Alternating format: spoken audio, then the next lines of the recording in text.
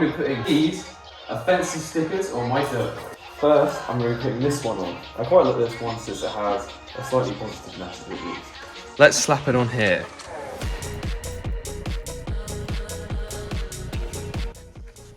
I'm sure if you watched the last video, you'll know that I've used zip ties, so I'm going to slap this one on just here.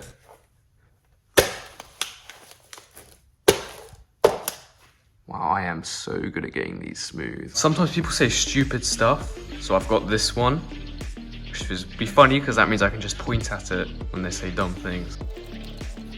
I guess this is also quite funny because I can't even put NOS on my bike. And now I'm just gonna slap this one on the side. This one's not really offensive, but...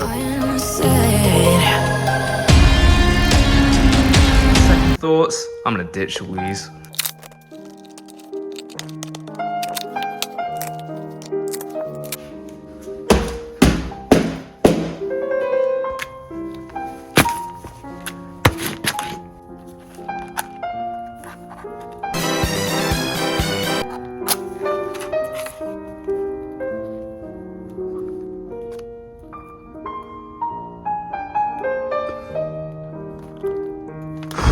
Look, it won't even burn.